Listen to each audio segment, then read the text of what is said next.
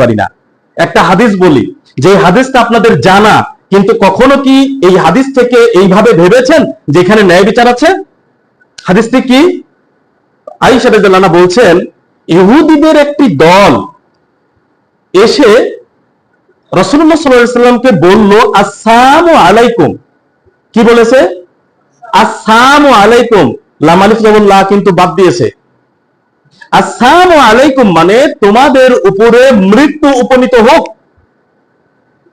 আয়েশা রাদিয়াল্লাহু আনহা তখন বলেছেন, ওয়া আলাইকুমুস সালামু ওয়াল লানাতু, তোমাদের উপরে মৃত্যু ও অভিশাপ উপনীত হোক। একটি শব্দ আয়েশা রাদিয়াল্লাহু আনহা বেশি বলেছেন ইহুদিদের থেকে।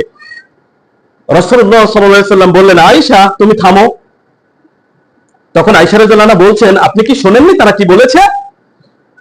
রাসূলুল্লাহ সাল্লাল্লাহু আলাইহি সাল্লাম বললেন, আমিও তো বলেছি ওয়া আলাইকুম, তোমাদের উপরেও। কথাটা বুঝবেন, ইহুদিরা বলেছে আসসালামু আলাইকুম, তোমাদের উপরে মৃত্যু উপনীত। আয়েশা রাদিয়াল্লাহু আনহা মৃত্যুর পাশাপাশি লানতও দিয়েছেন। তাহলে অতিরিক্ত হয়েছে কিনা? ওটাই সীমালঙ্ঘন হয়ে গেছে। আয়েশা রাদিয়াল্লাহু আনহাকে মুহাম্মদ সাল্লাল্লাহু আলাইহি সাল্লাম থামালেন। মুহাম্মদ সাল্লাল্লাহু আলাইহি সাল্লাম কি উত্তর দিয়েছেন? ওয়া আলাইকুম, অর্থাৎ তোমরা যা বলেছো এটা তোমাদের উপরে হোক। বিচার দেখেন, ন্যায় বিচার কাকে বলে।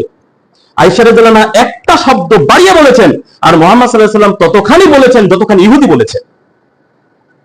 কথার ক্ষেত্রে তিনি কত বড় ন্যায় বিচারক ছিলেন একজন ইহুদির কথার সাথে আপনি চিন্তা করুন। আর আমরা তো মুসলিম, একে অপরের সাথে কি করছি?